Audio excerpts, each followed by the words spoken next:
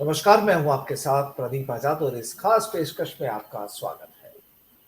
दोस्तों, राजस्थान की राजनीति की जब जब बात की जाती है और लगातार हम लोग लगभग रोज ही राजस्थान की राजनीति पर चर्चाएं करते हैं, लेकिन कहानी ये कि जिस तरीके से राजस्थान की सियासत जो रोज नित नए रंग नजर आ रहे हैं राजस्थान की सियासत में, वो भी काफी अहम हो जाते हैं। और इस समय सूबे की जनता की नजरें टिकी है राहुल गांधी की उस यात्रा पर जो दिसंबर के शुरुआती दिनों में राजस्थान में दाखिल होने वाली है।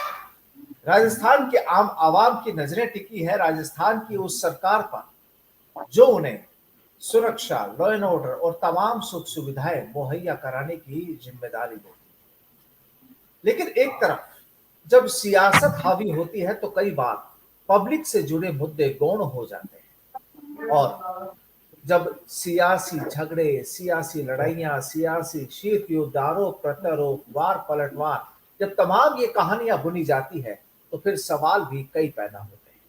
अब देखिए, राहुल गांधी की भारत जोड़ो यात्रा जो दिसंबर के शुरुआती दिनों में लगभग 3 से 6 के बीच में संभावना है कि राजस्थान में दाखिल होगी, उसकी तैयारियों को लेकर भी बुधवार को एक बैठक की गई। और बैठक में मुख्यमंत्री अशोक गहलोत, पूर्व डिप्टी सीएम सचिन पायलट समेत तमाम जो सीनियर लीडर है, पीसीसी चीफ गोविंद सिंह डोटासरा और तमाम दूसरे नेता मौजूद रहे। लेकिन अब चर्चाएं इस बात पर भी उठ गई कि जब जिस बैठक में अशोक गहलोत और सचिन पायलट भी थे, वहां भी जो माहौल नजर आना चाहिए वो नजर नहीं आया। जो कहा जा रहा था कि एक ही मंच पर दोनों बैठे हैं और जो सद्भावना वाली जो चीज है उसको लेकर भी राजस्थान की राजनीति में चर्चाएं होने लगी हैं। और राजस्थान की राजनीति में चर्चाएं इस बात की भी कि एक समाज विशेष के एक लीडर्स की ओर से, एक लीडर की ओर से ये ऐलान किया गया कि अगर उनकी मांगे गहलोत सरकार नहीं मानती है तो वो राहुल गांधी की यात्रा का राजस्थान में विरोध करेंगे। लेकिन उसी समाज के दूसरे लीडर्स ये कहते हैं कि वो इस विरोध के मामले में शामिल नहीं है और ये उनका एक निजी फैसला हो सकता है। बहरहाल चर्चाएं होंगी, कई मुद्दे हैं और आज की हमारी इस खास चर्चा के लिए, चर्चा में हिस्सा लेने के लिए हमारे साथ मौजूद है सुशील आसोपा साहब हैं, पूर्व सचिव हैं प्रदेश कांग्रेस कमेटी। आसोपा साहब, बहुत बहुत शुक्रिया आपका हमारे साथ आज जुड़ने के लिए। और नमस्कार, धन्यवाद। सबसे पहले जानना चाहेंगे कि अब आज जो सियासत देख रहे हैं हम लोग, पिछले कुछ दिनों से राजस्थान में जो चल रहा है और एक तरफ राहुल गांधी की भारत जोड़ो यात्रा का आगमन होने वाला है, तो क्या लगता है, हालांकि सचिन पायलट तो सीधे तौर पर इस बात का ऐलान कर चुके हैं कि उनका जो स्वागत होगा, यात्रा का जो स्वागत होगा, अद्भुत होगा, बेहद अच्छा होगा, तमाम कांग्रेसी एक जाजम पर होंगे, तमाम जनता एक जाजम पर होगी और कहीं कोई दिक्कत नहीं होगी और बेहतरीन उनका स्वागत होगा, चूंकि राजस्थान में सरकार भी उन्हीं की है, यानी कांग्रेस की है। क्या लगता है कि किस तरीके का स्वागत, किस तरीके की तैयारियां और क्या कहती है राजस्थान की सियासत? देखिए, ये तो पहले भी एक बार अपनी बात हुई थी जब भी मैंने कहा था कि राजस्थान में चूंकि कांग्रेस की सरकार है तो कोई कारण हो ही नहीं सकता कि केरल, कर्नाटक, तमिलनाडु और महाराष्ट्र और मध्य प्रदेश से बेहतर हमारा स्वागत कार्यक्रम और उनके साथ जो चलने वाले यात्रियों का की जो संख्या है और वो जो हुजूम है उसके उत्साह में और संख्या में उनसे कमी हो, ऐसा मुझे तो बिल्कुल लगता नहीं है। और मैं समझता हूं कि Rajasthan will break all the records. Rajasthan सारे रिकॉर्ड ब्रेक करेंगे क्योंकि राजस्थान के बाद भी हरियाणा है, वहां भी भाजपा की सरकार है, उत्तर प्रदेश है, वहां भी भाजपा की सरकार है। अगर दिल्ली का कोई एक वार्ड टच करेंगे तो वहां भी आम आदमी पार्टी की सरकार है और यूपी के बाद पंजाब में भी आम आदमी पार्टी की सरकार है और कश्मीर में तो सेंट्रली रूल्ड स्टेट है, केंद्र शासित प्रदेश है फिलहाल। तो इसलिए राजस्थान के ऊपर, राजस्थान के कांग्रेस के नेताओं पर, कार्यकर्ताओं पर एक नैतिक जिम्मेदारी भी मैं समझता हूं कि बनती है कि वो राजस्थान के जितने भी मसले हैं उनको छोड़ करके और मजबूती से ये प्रदर्शित करें कि राजस्थान कांग्रेस का स्ट्रॉन्ग बेसिन है। लेकिन सर आप ये कह रहे हैं कि जो यहाँ के मसले हैं उनको छोड़कर एकजुटता दिखाएं, बिल्कुल अच्छी बात है, एकजुटता दिखाई जानी चाहिए और कांग्रेस के लीडर्स की, तमाम कार्यकर्ताओं की बड़ी जिम्मेदारी भी बन जाती है कि जब उन्हीं के पार्टी के सीनियर लीडर राजस्थान में अपनी यात्रा पर आते हैं तो उनका बेहतरीन स्वागत हो, बिल्कुल ठीक बात है। लेकिन अब सवाल यहाँ पर ये उठता है कि उन्हीं कार्यकर्ताओं में, उन्हीं लीडर्स में शामिल वो भी हैं, वो भी इस चीज को लेकर बैठे हैं कि जब हमारे सीनियर लीडर अब जब खुद राजस्थान की धरती पर आ रहे हैं तो यहाँ के जो मसले हैं वो भी सुलझ जाए या सुलझाए जाएं। तो क्या आपको लगता है कि हाँ, उनको भी सुलझाया जाना चाहिए? प्रदीप जी, आपके प्रश्न के उत्तर में मेरा ये निवेदन है कि मैं इतिहास से शुरू करके आपको थोड़ा वर्तमान में लाना चाहता हूँ ब्रीफ में। 1971 में कांग्रेस की मेजोरिटी थी, सुखाड़िया जी की सरकार चल रही थी, लेकिन उनको 17 साल हो गए थे शासन में लगातार। एक मोनोटोनी आ गई थी। इंदिरा गांधी ने उनको इस्तीफा मांगा, 1 मिनट में इस्तीफा दे दिया, उन्होंने बरकतुल्ला खान बन गए। उनके निधन के बाद हरिदेव जोशी के लिए वन लाइनर आया, हरिदेव जोशी बन गए। हरिदेव जोशी की सरकार चली गई जनता पार्टी के बाद, 1980 में वन लाइनर आया, पहाड़िया जी बन गए। कितने हरिदेव जोशी भी बैठे थे, शिवचरण माथुर भी बैठे थे, गुलाब सिंह शेखावत, चंदन बैद, अनेक नेता बैठे थे। पहाड़िया को सबने स्वीकार किया। पहाड़िया को जब इंदिरा जी ने कहा कि आपको इस्तीफा देना है तो माथुर जी को सबने स्वीकार किया। माथुर जी 85 में राजा मान सिंह का एनकाउंटर हो गया, चुनाव के बीच में राजीव जी ने कहा आपको इस्तीफा देना है, 20 दिन चुनाव के थे, इस्तीफा हुआ। हीरालाल देवपुरा कार्यवाहक बने, मेजोरिटी आ गई तो हरिदेव जोशी जी के लिए वन लाइनर हो गया, वन लाइनर गया और हरिदेव जोशी जी का नाम आ गया, किसी ने विरोध नहीं किया। 98 में 10 साल तक बीजेपी का शासन, 9 साल रहने के बाद 98 में इस प्रदेश में अशोक गहलोत जी के अलावा चंदनमल बैद, गुलाब सिंह शेखावत, राम सिंह बिश्नोई, परशुराम मदेरणा, वरिष्ठ शिवचरण माथुर जैसे वरिष्ठ नेता थे। और परशुराम मदेरणा जी का चेहरा था, कोई डिक्लेयर्ड चेहरा भले ही नहीं हो, पर 153 सीटें जिस तरह से आई, वन लाइनर गया, परशुराम मदेरणा जी एकदम शांत हो गए, कोई कुछ नहीं कहा और अशोक जी सीएम बन गए। 2008 में 3 प्रदेश अध्यक्षों ने काम किया, आखिरी प्रदेश अध्यक्ष सीपी जोशी थे, वो मुकाबले में थे, मुख्यमंत्री बनना चाहते थे, एमएलए का चुनाव हार गए 1 वोट से, लेकिन वन लाइनर प्रस्ताव गया, अशोक जी का नाम आया, वो मुख्यमंत्री बन गए, 5 साल रहे। 21 सीट पे अशोक जी के नेतृत्व में पहली बार कांग्रेस को इतनी अपमानजनक हार का सामना करना पड़ा। फिर भी कांग्रेस नेतृत्व ने उनको समय समय पे महत्व दिया। कांग्रेस का कोई व्यक्ति नहीं बोला 5 साल तक कि भाई 21 सीटें इनके राज्य में आ गई, फिर भी ये राजस्थान की राजनीति में इतना सक्रिय क्यों है, कोई दिक्कत नहीं, बहुमत आ गया। पायलट साहब की मेहनत सबने देखी, सारी दुनिया जानती है, लाखों किलोमीटर ड्राइव किया, सैकड़ों किलोमीटर पदयात्राएं की, धरना प्रदर्शन किया और लाठियां खाई, जेल में गए, हिरासत में गए, घोटालों का उन्होंने पर्दाफाश किया, वसुंधरा को समय समय पे बैकफुट पे किया उन्होंने। कितने मुद्दे गिनाऊं जिन पे वसुंधरा को बैकफुट पे जाना पड़ा, 45,000 करोड़ के खान घोटाले पे बैकफुट पे होना पड़ा। पत्रकारों के विरुद्ध काला कानून लाई थी, उसमें बैकफुट होना पड़ा। 17,000 स्कूलें बंद की थी, उसका रिव्यू करना पड़ा। अनेक मुद्दे हैं। ये अपनी जो यात्रा उन्होंने निकाली थी सरकारी खर्चे पे, उसका आदेश विड्रॉ करना पड़ा शाम को। सुबह चीफ सेक्रेटरी ने आदेश जारी किया और पायलट जी ने इतना करारा प्रहार किया, शाम को ऑर्डर कैंसिल करना पड़ा। हाईकोर्ट में किसी प्रदेश अध्यक्ष हाईकोर्ट में गया है? पत्रकारों के काले कानून के खिलाफ सचिन पायलट जी अपने नाम से हाईकोर्ट में उन्होंने पीआईएल और रिट पिटीशन जो भी वो लगाई। उन सचिन पायलट जी ने भी परशुराम मदेरणा जी और सीपी जोशी जी की तरह वन लाइनर की आदेश की पालना की जब मुख्यमंत्री अशोक गहलोत जी के नाम की घोषणा हो गई। और सचिन पायलट जी को जब उप मुख्यमंत्री बनाया गया तो चाहे वो मन से बने या नहीं बने, पर वो आदेश की पालना की। उसके बाद सचिन पायलट जी के साथ उप मुख्यमंत्री रहते हुए क्या कुछ हो रहा था, उसको मैं सार्वजनिक रूप से नहीं कहूंगा, एक लाइन कहूंगा, क्या नहीं हो रहा था। आपने भी देखा, दुनिया ने भी देखा, सब जानते हैं। जो डरते हैं वो नहीं बोलते होंगे, लेकिन जो कुछ हो रहा था किसी से छिपा हुआ नहीं है। बावजूद उसके सब कुछ आला कमान ने सब दुरुस्त कर दिया, सब ठीक हो गया। तो भी अब तकलीफ किस बात की है? अगर वही आला कमान कहता है कि भाई वन लाइनर दीजिए, हमको नया नेता चुनना है। नया नेता क्यों चुनना है?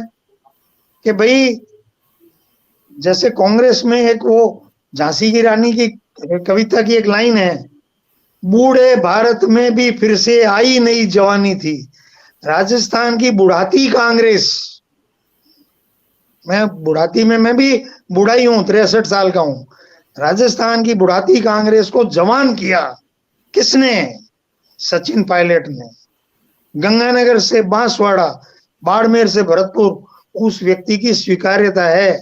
और मैं एक और मजेदार बात बताता हूं, सिवाय अशोक गहलोत जी मुख्यमंत्री के, आप अपॉइंटमेंट ले लीजिए एक एक विधायक से, एक एक मंत्री से। मैं कोई एक आधे मंत्री का नाम लेकर के उसको अपवादित नहीं करना चाहता, वो निजी रूप से आपको कहेंगे वो आपका मोबाइल स्विच ऑफ होना चाहिए, उनका मोबाइल स्विच ऑफ होना चाहिए। खुले लॉन में कहेंगे यार पायलट की स्वीकार्यता तो है, नेता तो वो है। फिर लेकिन उसके बावजूद निर्णय हो नहीं हो, हम ये कहते हैं इस यात्रा को जी जान लगा के सफल करना हमारी नैतिक, हमारी सामाजिक, हमारी राजनीतिक, हमारी पार्टी के प्रति प्रतिबद्धता, हमारी देश की जनता के प्रति प्रतिबद्धता, और लोकतंत्र, समाजवाद, धर्मनिरपेक्षता और फांसीवाद के साथ खड़े रहना, और फांसीवाद के विरोध में जो ये यात्रा निकल रही है उस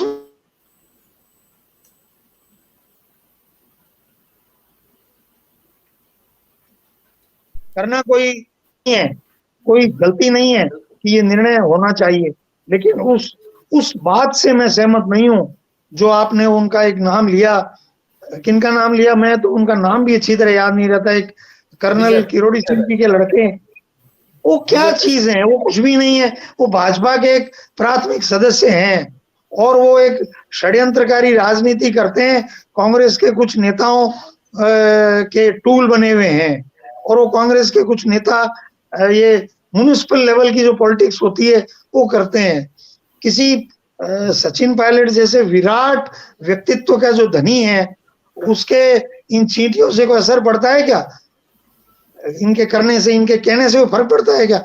सचिन पायलट बनने के लिए क्या होना चाहिए मैं बताता हूं, 1 2 3 4। सचिन पायलट बनने के लिए आपकी वाणी पे नियंत्रण होना चाहिए। सचिन पायलट बनने के लिए आपको अपने लंबे चौड़े भाषणों का लवाजमा बनाने की बजाय सारी बात 20 मिनट में कहने की कला होनी चाहिए। सचिन पायलट बनने के लिए जो विषय हैं उनको रिदम बना करके जनता के सामने पेश करने की आप में शक्ति और सूझबूझ होनी चाहिए। सचिन पायलट बनने के लिए आपकी हिंदी और अंग्रेजी पे बढ़िया कमांड होनी चाहिए। सचिन पायलट बनने के लिए आपकी मुद्दों की समझ होनी चाहिए। सचिन पायलट बनने के लिए आपका कम्युनिकेशन स्किल होनी चाहिए। और सबसे बड़ी, सचिन पायलट बनने के लिए सामने वाला मेरिटोरियस होना चाहिए। राजस्थान में सचिन पायलट एकमात्र नेता हैं जिनको उनसे मिलने वाले की मेरिट से कोई फ्रस्ट्रेशन नहीं होता। अन्यथा माफ करना, राजनीतिक दलों में अधिकतर नेता हैं जिनसे मिलने वाले के अंदर अगर मेरिट है, योग्यता है, तो वो कुंठित हो जाते हैं। क्योंकि हमारा जो औसत राजनेताओं का जो औसत दर्जा है वो कोई बहुत बढ़िया नहीं है। They have not come from a talented route to reach to that level.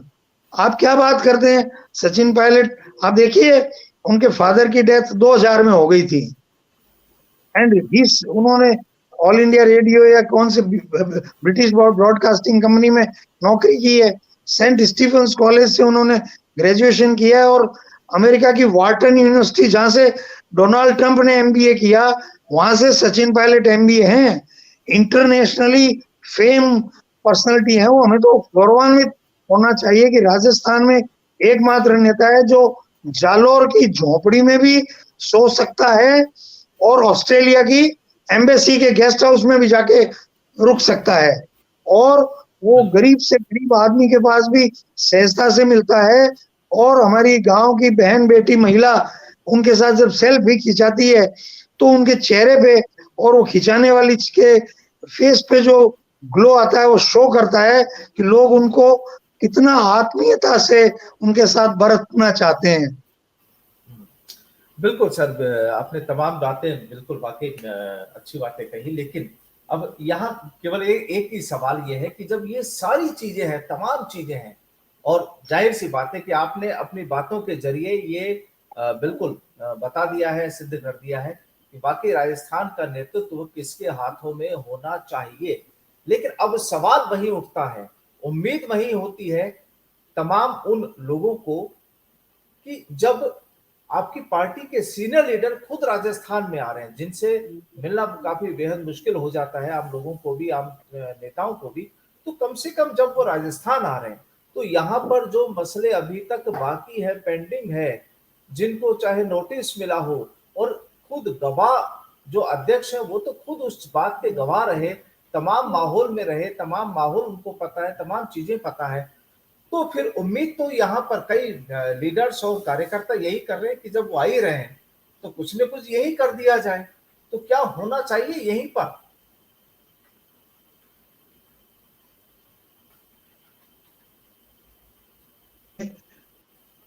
अगर कोई ऐसी बात मेरी पार्टी के प्रति ऑफेंडिंग बोल दूं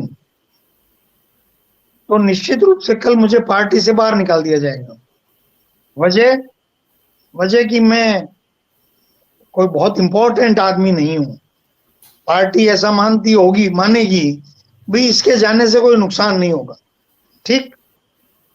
अब ये मापदंड मेरे जैसे सामान्य कार्यकर्ता से लेकर के और मणिशंकर अय्यर या कोई केंद्रीय मंत्री तक बराबर लागू होना चाहिए। ये नहीं हो रहा है, इसीलिए पार्टी की ये कमजोर स्थिति हो रही है। पार्टी इसको समझ करके भी नहीं कर पा रही है। तो मेरा ऐसा मानना है, मैं तो विनम्रता के साथ, कि चाहे खड़गे जी की जिम्मेदारी है या कलेक्टिव लीडरशिप की जिम्मेदारी है, कि वो किसी एक दिन उनको चुनना पड़ेगा कि आज के बाद हम नेताओं से डरने की बजाय नेताओं को डंडे से डराने की राह पे चलेंगे, तो ये पार्टी 1 2 3 4 5 6 7 8 9 10 साल बाद मजबूत होकर खड़ी होगी। अन्यथा इसी तरह पार्टी को डराया जाता रहेगा, और जिस पार्टी को उसके नेता डराना शुरू कर देते हैं वो पार्टी फिर जनता की नजरों में, मेरा समझना है, मानना है कि वो फिर धीरे धीरे जनता की नजरों में उसका ग्राफ जो है वो नीचे आ सकता है। इसलिए इस पे ध्यान देना चाहिए, क्योंकि घर भी चलता है तो अनुशासन से चलता है। तो घर के अंदर जो 5 लोग हैं वही तो आपके वोटर हैं, चाहे बीजेपी के वोटर हैं चाहे कांग्रेस के वोटर हैं। अनुशासन तो सबसे बड़ी चीज है। किसी नेता की प्रशंसा करना अनुशासनहीनता नहीं है। ये देखिए, मैं एक निवेदन करूं आपसे जी, कि 1952 में चुनावी राजनीति शुरू हुई, तब से अब तक नेहरू इतने डेमोक्रेट थे, सबकी सुनते थे, बावजूद उसके वो सुनते थे, लेकिन सामने कोई नहीं हुआ। इंदिरा जी के सामने कोई नहीं हुआ और राजीव जी के सामने कोई नहीं हुआ। सोनिया गांधी जी के सामने कोई तब तक नहीं हुआ जब तक लोगों के मन की वो करती रही। जब वो ट्रांजिशन फेज में युवाओं को ट्रांसफर ऑफ पावर करना चाह रही हैं, जो गांव गली ढाणी शहर कूचे का हर आदमी चाह रहा है कि भारतीय राष्ट्रीय कांग्रेस अब युवा हो जाए। ठीक है, अध्यक्ष हमारे बुजुर्ग हैं, लेकिन जो पावर पॉलिटिक्स के लोग हैं उनको लोग पसंद करते हैं, उनको पावर ट्रांसफर करना चाहे तो वो सामने हो गए।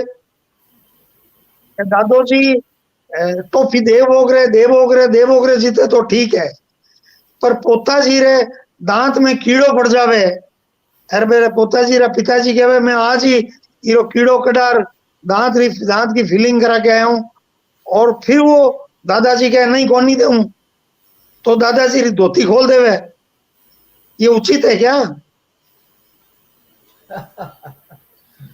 बिल्कुल बिल्कुल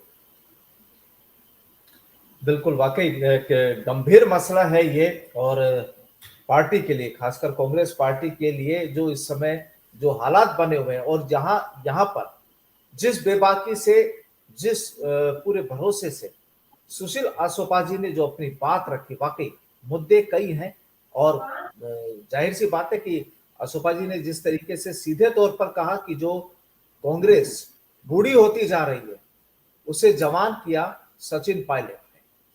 और आगे भी अगर इस पार्टी की जवानी को बरकरार रखना है, तो जाहिर सी बात है कि पार्टी का जो झंडा है, अगर वो यूथ के हाथों में हो तो शायद बेहतर होगा। और एक अच्छी चीज है कि आने वाला टाइम एक यूथ का वक्त होता है, और यूथ का जब टाइम है और यूथ लीडरशिप होती है, तो कोई भी चीज, चाहे वो कोई भी डिसीजन हो, कोई भी नतीजे हो, पार्टी को मजबूत करना हो, संगठनात्मक ढांचे को मजबूत करना हो, यूथ बेहतर कर सकता है, इसमें कोई दो राय नहीं। हाँ, अनुभव है तो आप उसे यूथ के साथ साझा कीजिए, गाइड कीजिए। अशोका साहब, मैं गलत तो नहीं कह रहा? नहीं, मैं तो आपको एक बात और ऐड कर रहा हूं जी। ये जो अनुभव के नाम पर पे जो ये भ्रम फैलाया जा रहा है ना, आप मेरी बात समझिए। जी। हिंदुस्तान में मैंने पहले भी शायद कहा था 30 मुख्यमंत्री, जिनमें से 22 मुख्यमंत्री कांग्रेस ने 38 साल से लेकर के 48 साल की उम्र के दिए इस देश में। और एक और मजे की बात सुनिएगा, मैं, आप मेरी बात को, इसको, इस राजनीति के लोगों को जो मैं कहने जा रहा हूं उस पे मत लीजिएगा। 1893 में स्वामी विवेकानंद से ने जो भाषण दिया था शिकागो में, brothers and sisters of America, वो उसमें उम्र क्या थी? 30 साल। और महात्मा गांधी ने जब दक्षिण अफ्रीका में सत्याग्रह का एस्टेब्लिशमेंट किया और वो पूरी कानून को तोड़ने की अवहेलना की, उम्र क्या थी? 37 साल। और उन्हीं महात्मा गांधी ने जब चंपारण में सत्याग्रह किया और कोर्ट से जमानत लेने से इनकार कर दिया, उनकी उम्र क्या थी? 47 साल। पंडित नेहरू जो कांग्रेस के अध्यक्ष बने, वो पूर्ण स्वराज्य की जिद करके प्रस्ताव पारित कराया, उम्र थी 40 साल। सुभाष बोस पहली बार अध्यक्ष का इलेक्शन जीते, उम्र थी 41 साल। दूसरी बार इलेक्शन जीते गांधी के प्रत्याशी को हरा करके, 42 साल। मैं जो आपको कहना चाह रहा हूं, तो इनको ठीक है, सबके उनके रामकृष्ण परमहंस गुरु थे, नेहरू के गुरु मोहम्मद करमचंद गांधी थे, सुभाष के भी मेंटर गांधी थे, एग्री। पर कुछ जेनरिक होता है हर इंसान में। भगत सिंह का गुरु कौन था, ये बताओ मेरे को? वो तो 24 साल की उम्र में फांसी चढ़ गए थे। और भगत सिंह ने 8 किताबें लिख दी थी 24 साल की उम्र में, और दर्जनों अखबारों में उनका लेख छप गया था। और आपको प्रदीप जी कभी कहीं बाई दिए नहीं पढ़ पाए हो, तो कीर्ति अखबार में उनका एक आर्टिकल था, और उस आर्टिकल में पंजाब, उस समय अनडिवाइडेड पंजाब था,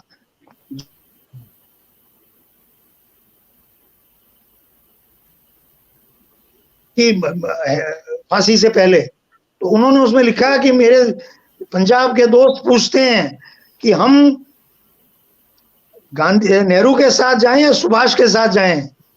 तो उन्होंने तर्क देकर कहा कि मैं कहूंगा कि वैज्ञानिक दृष्टिकोण और आगे की सोच, प्रगतिशील विचारधारा ही देश को बचाएगी, इसलिए आप नेहरू के साथ चलिए। सुभाष बोस की उन्होंने आलोचना नहीं की, पर एक पूरा आर्टिकल है। मैं आपको इससे सुभाष बोस और नेहरू की तुलना नहीं कर रहा। भगत सिंह 24 साल की उम्र में विलक्षण थे, उनको कौन से गहलोत साहब के अनुभव की जरूरत पड़ गई थी भाई साहब? कोई गहलोत साहब भगवान थोड़ी है। अनुभव व्हाट इज अनुभव भाई? मैं हूं ना यार, मेरे पिताजी तो 1978 में ही गुजर गए। मैं पॉलिटिकल फैमिली का आदमी हूँ, किताबें पढ़ता हूँ। मेरा छोटा भाई सामान्य पढ़ा हुआ था, सरपंच जरूर रहा, वो मुझे क्या सिखा गया होगा? मुझे तो किसी के अनुभव से ये ज्ञान प्राप्त नहीं हुआ। पढ़ा है ना मैंने। तो एक व्यक्ति, आप अनुभव का नाम लेकर के उस व्यक्ति की मेरिट को भी आप थप्पड़ मार रहे हो। मैं अनुभव को लात नहीं मार रहा हूं, लेकिन ये जो अनुभव के नाम पे अनुभवी सत्ता लोलुप नेता हैं, ये युवाओं को थप्पड़ मार रहे हैं। मैं ये कह रहा हूं, आप समझ गए होंगे मैं क्या कहना चाह रहा हूं। अरे हर दशक में तो संचार क्रांति बदल रही है। G2G से तो 5G आ गया, इनका अनुभव क्या काम आएगा। ये तो खुद मेल करना ही नहीं जानते, अपना मेल डाउनलोड करना ही नहीं जानते, ये जिप फाइल नहीं खोलना जानते। खुलवा दो ये राजस्थान के मंत्रियों से जिप फाइल, 25 MB से ऊपर की फाइल जिप में आती है ना भाई साहब। बिल्कुल बिल्कुल बिल्कुल बिल्कुल सही कह रहे हैं। वीडियो के टुकड़े करवा दो इनसे मेरे को। बिल्कुल क्या है अनुभव यार, लोगों को बेवकूफ बनाने का अनुभव, लोगों को बेवकूफ बनाने का अनुभव, लोगों को झांसे देने का अनुभव। कौन सा अनुभव, क्या चीज है ये अनुभव। तो बिल्कुल अशोका साहब, देखिए अब आपकी बातों से बिल्कुल जाहिर हो गया कि राजस्थान के जितने भी लीडर्स हैं मेरे लगभग सभी यही चाहते हैं। नेल्सन मंडेला जब जेल गए थे, उनका गुरु कौन था। महात्मा दूर बैठा महात्मा गांधी था, मिले तो नहीं वो कभी उनसे। और वो 27 साल जेल में रहे, उम्र क्या थी, 30 साल जेल में गए जब, 37 साल। तो मैं अनुभव का सम्मान है, तो अनुभव दादाजी को अनुभव होता है ना भैया, दुकान चलाई इतने साल, अब बैठो घर पे दलिया खाओ और शाम को हिसाब पूछ लो, कोई बात नहीं। बिल्कुल। और पॉलिटिशियंस के लिए कॉन्स्टिट्यूशन क्लब है, इंडियन कॉफी हाउस है, वहां बैठो, अपने पुराने जमानों को याद करो और बातें करो अपने पुराने बुजुर्ग नेताओं से, पत्रकारों से। जी जी बिल्कुल बिल्कुल। तो बिल्कुल जाहिर सी बात है कि अब उम्मीद यही करते हैं, और आपकी तमाम बातों से जो समझ आया और जो लगता यही है कि हाँ, जब कांग्रेस हाईकमान ही कहेंगे कि जब कांग्रेस हाईकमान राजस्थान की 15-17 दिनों की यात्रा पर है, तो जाहिर सी बात है कि राजस्थान से जो जुड़े हुए जो तमाम मुद्दे हैं और जिन्हें लेकर लगातार 24 घंटे राजस्थान की राजनीति में चर्चाओं का बाजार गर्म होता है, चर्चाएं लगातार जारी होती हैं, अगर वो मुद्दे सुलझते हैं तो बेहतरीन होगा, क्योंकि अगले साल राजस्थान में फिर विधानसभा चुनाव होने वाले हैं, और कहीं ऐसा ना हो कि आपकी अंदरूनी कलह किसी पार्टी को किसी दूसरे मुकाम पर ले जाकर खड़ा कर दे। क्योंकि ठीक बात है, यहाँ पर अशोका साहब ने जो कहा कि ठीक है, अनुभव अपनी जगह है, अनुभव का अपना एक जगह होती है, वहां तक आप रखें तो बेहतर होगा। लेकिन हाँ, युवाओं के लिए जब तक आप रास्ते नहीं खोलेंगे, तब तक शायद कोई भी पार्टी या कोई भी संगठन या कोई भी देश, राज्य, समाज शायद आगे बढ़ने में मुश्किलें तो झेलनी पड़ेगी। बहरहाल बहुत बहुत शुक्रिया अशोका साहब हमारे साथ जुड़ने के लिए, अपना कीमती वक्त देने। बहुत बहुत धन्यवाद, समय ज्यादा हो गया आज आपका। जी नहीं, कोई बात नहीं, नमस्कार।